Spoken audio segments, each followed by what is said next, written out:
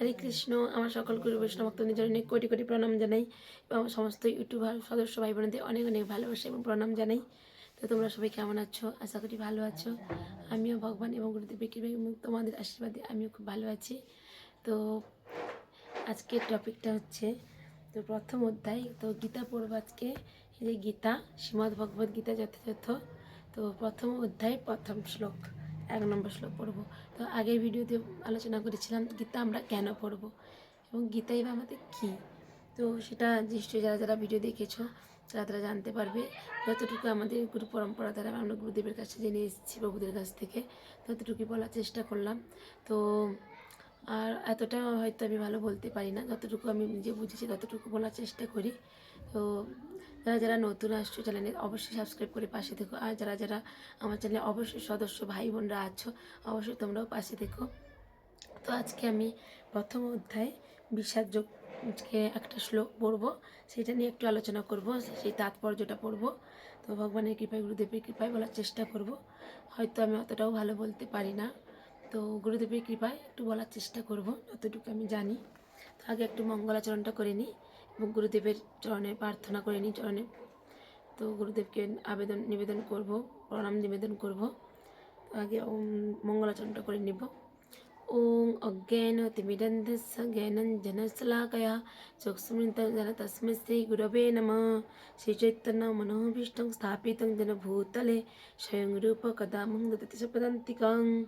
वन्देऽहं श्रीगुरुश्रीयुतपदकमलं श्रीगुरुन् वैष्णवंश्च श्रीरूपं सागरजातं सहगण रघुनाथनितं तं सजीवं साद्वैतं सावधूतं परिजनसहितं कृष्णचैतन्यदेवं श्रीराधाकृष्णपादान् सहगण ललिता श्रीविशाखानित्यां नमं विष्णुपादाय कृष्णप्रेष्ठाय भूतले श्रीमते भक्तिवेदान्त स्वामिनीति नामिने।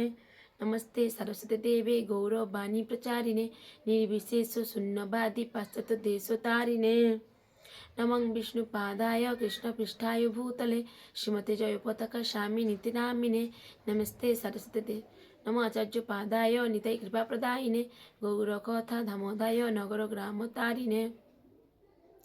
हे कृष्ण करुणा सिंधु दीनो बंधु जगत्पते गोपेश गोपिकाकांत राधाकांत नमस्तते। तप्त कंचन गौरांगी राधे वृंदावनेश्वरी विश्वपनसुदेवी प्रणमामि हरिप्रिये। नीलाचल निवासाय नित्याय परमात्मने बलभद्र सुभद्राभ्यां जगन्नाथ ते नमः। अंगवृंदाई तुलसीदेव्यै प्रियाय केशवसच विष्णुभक्तिप्रदेवी सत्यवत्यै नमः नमः। जय श्री कृष्ण चैतन्य प्रभु नित्यानंद श्री अद्वैत गदाधर शिवासदि गौरभक्तवृंद। हरे कृष्ण कृष्ण कृष्ण हरे हरे हरे राम राम राम हरे हरे। ओम नमो भगवते वासुदेवाय ओम नमो भगवते वासुदेवाय ओम नमो भगवते वासुदेवाय। मंचकल्पतरुभ्यश्च च कृपा सिन्धुभ्य एव च पतितानां पावनेभ्यो वैष्णवेभ्यो नमो नमः। अनंत कोटि वैष्णव भक्तबिंद की जय, श्री प्रभुपाद की जय, गुरु परंपरा की जय। जय नित्य गोपानंद हरि हरि बोल। তো সবাইকে প্রণাম জানাই এবং সমস্ত গুরু বৈষ্ণব ভক্তবৃন্দের জন্য কোটি কোটি প্রণাম জানাই। তো আজকে আমি অধ্যায়টা শুরু করছি, প্রথম অধ্যায়ের প্রথম শ্লোকটা। ভুল ত্রুটি হলে অবশ্যই ক্ষমা করে দিও। তো অতটাও আমি পণ্ডিত নই আর অতটাও ভালো আমি হয়তো বোঝাতে পারি না, যতটুকু আমি নিজে বুঝি সেটাই আমি বলার চেষ্টা করব। যতটা বুঝেছি গুরুদেবের কাছে, গুরু পরম্পরা দ্বারা প্রভুদের কাছ থেকে। আর একটু তাৎপর্য আছে প্রভুপাদের, এই যে প্রভুপাদের যে এই যে গ্রন্থটায় প্রভুপাদের তাৎপর্য এত সুন্দর করে বোঝানো হয়েছে, তো যে কেউ পড়লেই বুঝতে পারবে একটু না একটু হলেও। আর তো অবশ্যই মাস্টার তো প্রয়োজন। তো আমরা যতই বই থেকে পড়ি না কেন, মাস্টার তো অবশ্যই প্রয়োজন। যেরকম আমরা পড়তে গেলে, আমরা পড়াশোনা করতে গেলে, ডাক্তার হতে গেলে, ইঞ্জিনিয়ার হতে গেলে, শিক্ষক হতে হলে আমাদের যেরকম বাড়িতে আমরা পড়াশোনা করি, তেমন আমাদের কিন্তু স্কুল যেতে হয়, টিউশন যেতে হয়, সব কিছু আমাদের দরকার। তাহলে কিন্তু আমরা শুধু বই কিনে বাড়িতে বসেও কিন্তু পড়তে আমরা পারি না, কারণ আমাদের শিক্ষা দরকার, আমাদের মাস্টার দরকার, গুরু দরকার। তেমন আমাদেরও সেরকম শেখায় আমাদের প্রভুরা। তো তার থেকে আমি একটু এমনি পড়ার চেষ্টা করে আমাদেরকে বলার চেষ্টা করছি, ঠিক আছে? তো প্রথম অধ্যায় বিষাদ যোগ। ধৃতরাষ্ট্র উবাচ ধর্মক্ষেত্রে কুরুক্ষেত্রে সমবেতা যুধোৎসব মামকা পাণ্ডবাশ্চৈব কিম কুর্বত সঞ্জয়। তো অনুবাদ: ধৃতরাষ্ট্র বললেন, হে সঞ্জয়, ধর্মক্ষেত্র কুরুক্ষেত্রে যুদ্ধ করার মানসে সমবেত হয়ে আমার পুত্রেরা এবং পাণ্ডুর পুত্রেরা কি করল। তো তাৎপর্যটা পড়ব। শ্রীমদ্ ভগবদ্ গীতা বহু পঠিত ভগবতত্ত্ব বিজ্ঞান সার, যার সারমর্ম গীতা মাহাত্ম্যে বর্ণিত হয়েছে। সেখানে বলা হয়েছে যে ভগবদ্ গীতা পাঠ করতে হয় ভগবতত্ত্বদর্শী কৃষ্ণ ভক্তের তত্ত্বাবধানে পুঙ্খানুপুঙ্খভাবে বিশ্লেষণ করার মাধ্যমে এবং ব্যক্তিগত উদ্দেশ্য প্রণোদিত ব্যাখ্যাসমূহ বর্জনপূর্বক তা হৃদয়ঙ্গম করার চেষ্টা করা উচিত।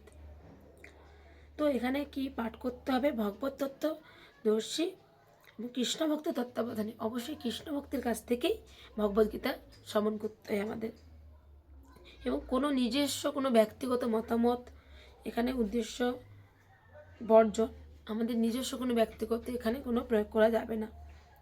যেটাই ভগবান বলেছেন সেটাই বহুপাদ এটা তুলে ধরেছেন। এই জন্যই তো শ্রীমদ্ ভগবদ্ গীতা যথাযথ যেমন গীতাতে বলা হয়েছে তেমনই তাৎপর্যতে করা হয়েছে, যেমনই বহুপাদ করেছেন। এটা হওয়া উচিত আমাদের।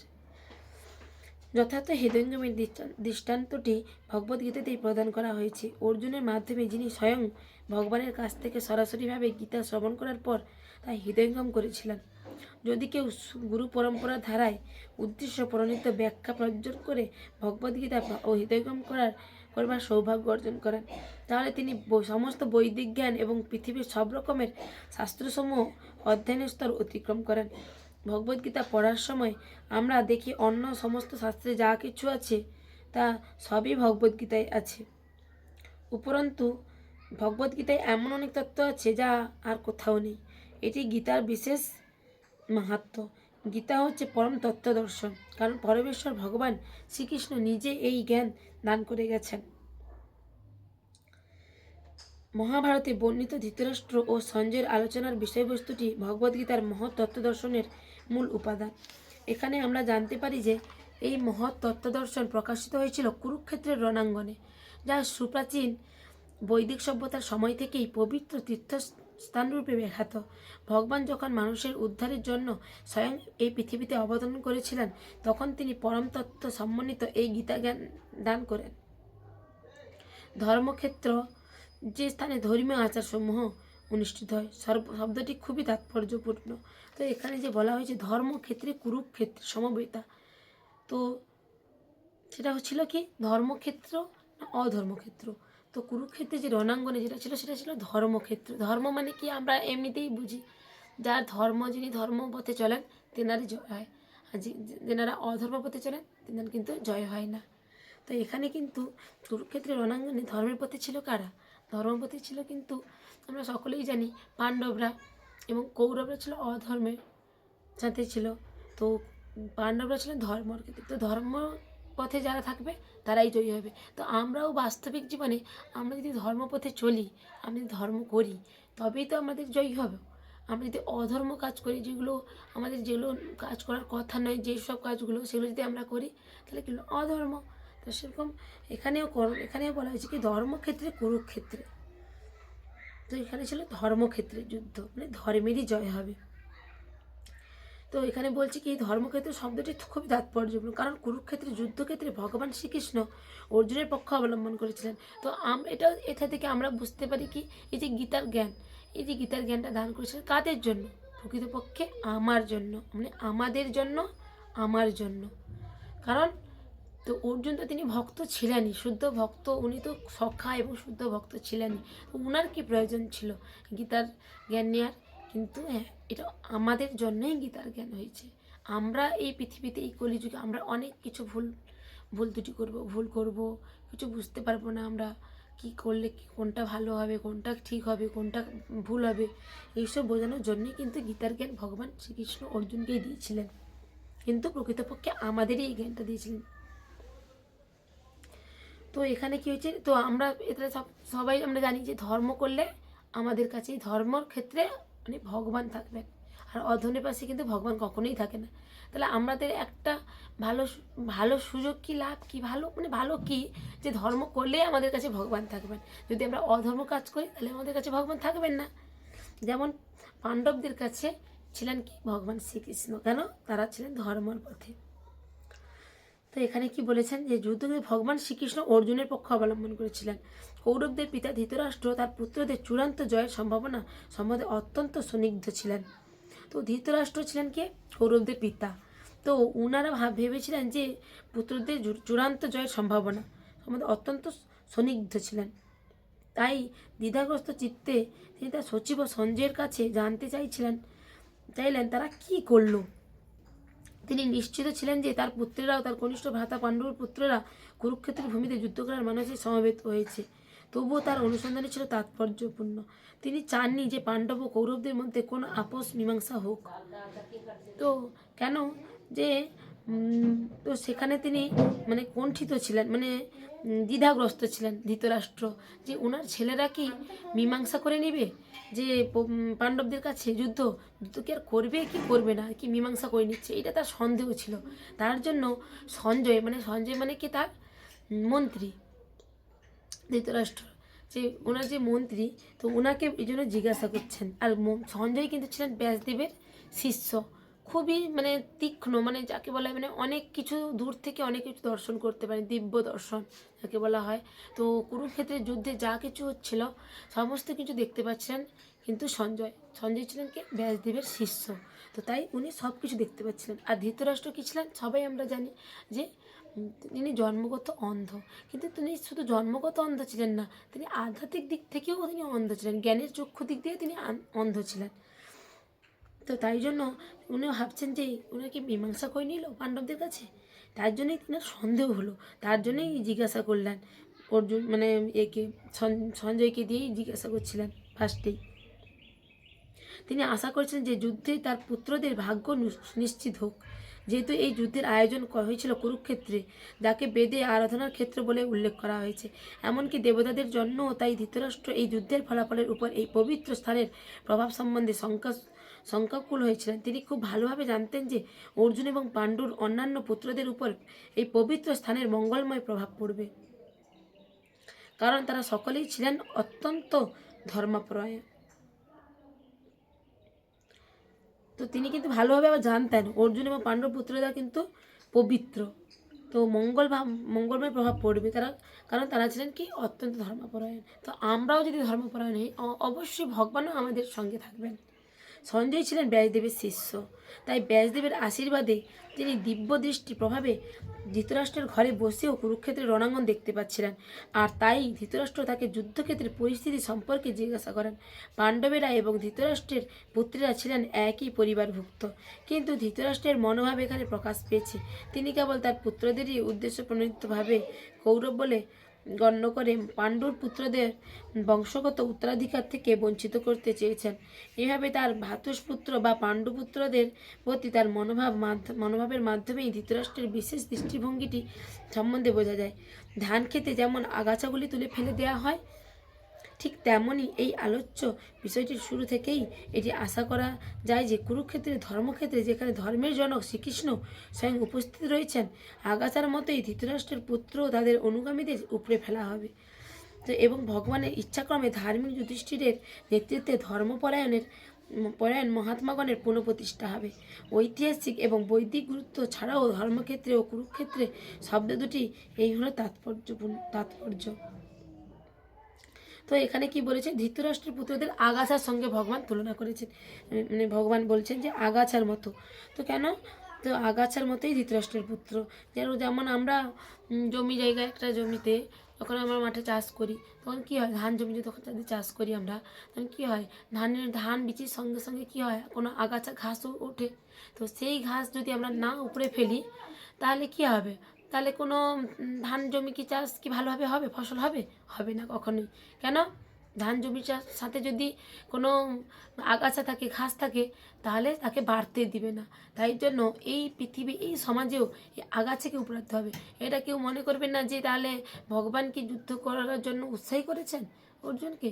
কিন্তু না, যুদ্ধ করার জন্য উৎসাহী করেছেন। কারণ এই যে ধান জমি যে আমি উদাহরণটা দিলাম, যেখানে বলা হয়েছে আগাছা, তেমন ধান জমিতে যদি আমি ভালো ফসল ফলাতে চাই, নিশ্চয়ই আমাদের ঘাসের কথা ভাবলে হবে না, ঘাসের প্রতি দয়া করলে হবে না। কারণ ঘাসটাকে না তুললে, আগাছাকে না তুললে, তাহলে আমরা ফসল ফলাতে পারবোই না। তো ফসল না ফললে কি আমরা ঘাস খাবো? তাহলে ফসলটা ফললেই তো ধান হবে, ধান থেকে তো আমরা চাল পাবো, চাল থেকে তো আমরা অন্ন পাবো। তো তেমন এখানে আগাছাকে তুলে ফেলে দেওয়ার কথা বলা হয়েছে। তা আগাছা হচ্ছে কি? ধৃতরাষ্ট্রের পুত্ররা, কৌরবরা। তো ওনারা হচ্ছে অধর্মের প্রতীক ছিল, কারণ অধর্ম কাজ করেছিল, তাই না? ধর্মের কাজ করেনি একদমই। তো সমাজে যদি অধর্ম কাজ হয়, তাহলে সমাজে সেটাই শিক্ষা পাবে। যদি একটা রাজ্যে যদি সেই রাজা যদি ভালো না কাজ করে, খারাপ কাজ করে, তাহলে প্রজারা কী করবে? প্রজারা তাদের দেখে সেই শিখবে, সেই শিক্ষা নেবে, সেই খারাপ কাজটাই নেবে, অধর্ম স্থান হবে। তখন কী হবে? অধর্ম হয়ে ওটা ছেড়ে যাবে পৃথিবীতে। তাহলে তাহলে কি, সেই অধর্মটাকে তো নাশ করতে হবে, তবেই তো ধর্মে জয় হবে। তো অধর্মকে নাশ করতে হলে তাহলে কৌরবদের তাহলে হার একদম নিশ্চিত, আর জিত কার? ধর্মেরই। তো আমাদেরও সমাজে আমরা যদি ধর্মের প্রতি থাকি, ভগবান নিশ্চয়ই আমাদের রক্ষা করবেন, ভগবান আমাদের সাথেই থাকবেন। তো এখানে বোঝাতে চাইছেন যে এইটা তো ধর্মক্ষেত্রে এই জন্য ফার্স্ট লোককে ধর্ম, এই জন্য ধৃতরাষ্ট্র দিয়েই শুরু হয়েছে।